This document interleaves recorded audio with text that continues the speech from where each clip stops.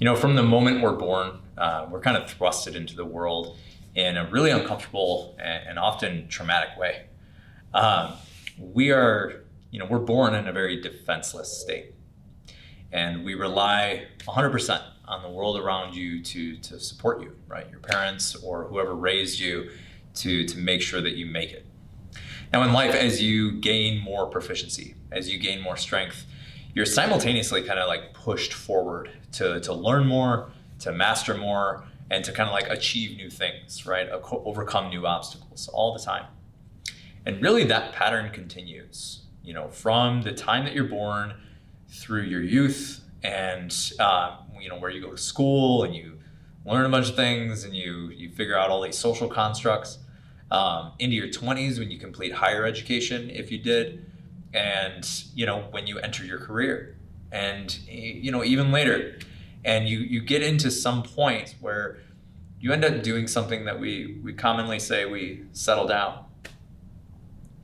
Nice way to say that is we stop struggling and we stop pushing so hard, and everything falls into some sort of routine that you've kind of accepted, and you're looking for a life that's a little more balanced, luminous even, and it's an even lifestyle.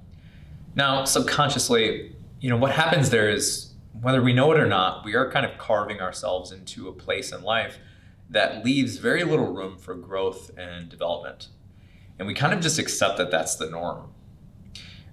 You may even, see this as bringing balance into your life so that you can have kids or, maybe just take it easy from work. Now, those are really good reasons to have balance in life. So I think that that's a really good thing.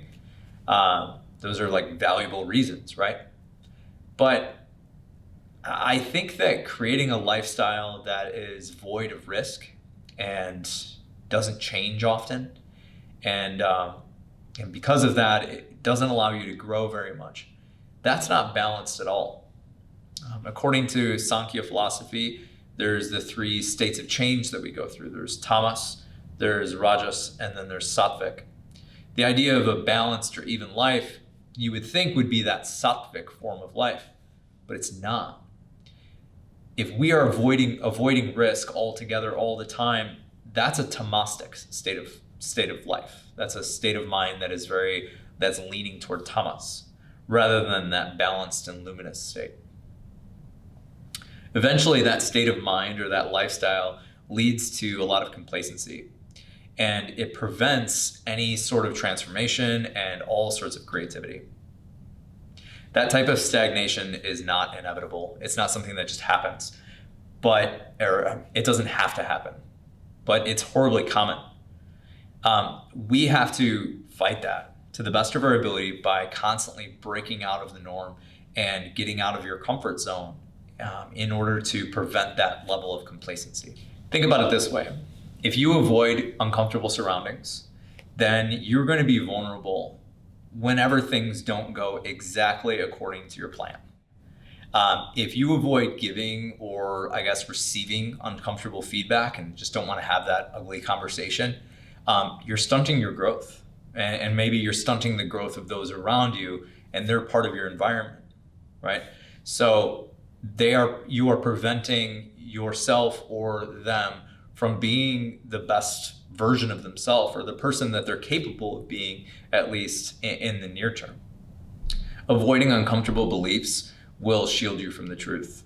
And avoiding an uncomfortable situation is always going to create a barrier that may keep you from ever knowing that part of you that you were meant to be.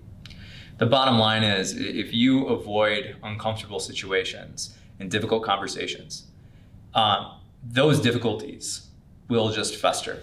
They won't go away. They won't solve themselves on their own. And a lot of times those end up in disastrous outcomes. So I'm going to give you a silly example. Take, for example, you and your spouse share a sink, and your spouse doesn't ever put on the toothpaste cap.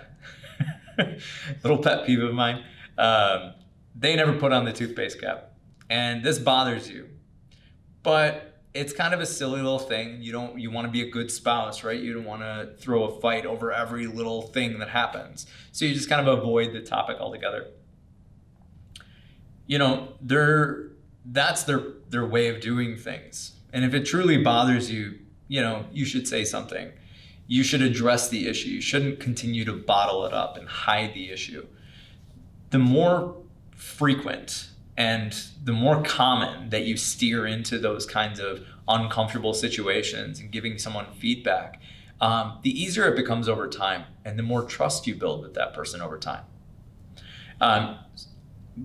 Given that situation, it's a small little thing, but them not putting the toothpaste cap on the toothpaste becomes this symbol eventually in your mind that either they're lazy or maybe they don't care about your feelings and what you value about capped toothpaste, or something along those lines. They're not taking responsibility, and you see this little thing and it blows up into this big symbol of something greater, or I guess of a greater magnitude in your relationship.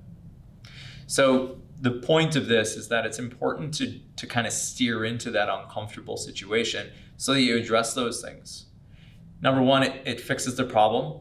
And number two, it builds trust in your relationship, and it frees you from all of that uncomfortableness that happens over time.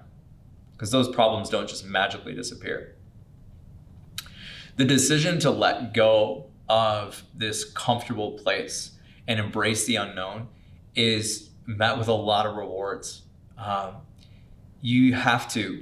of us have to learn to do what scares us.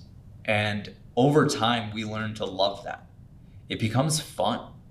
And if we're able to live outside of our comfort zone and do it with a lot of love, eventually it becomes about doing it for other people. And when you face fear and live beyond it, it becomes an act of love. And that, in my opinion, is the pathway to a joyful life. The further and more consistently that you work outside of your comfort zone, the more that you're going to transform yourself and therefore, as Gandhi says, the world around you.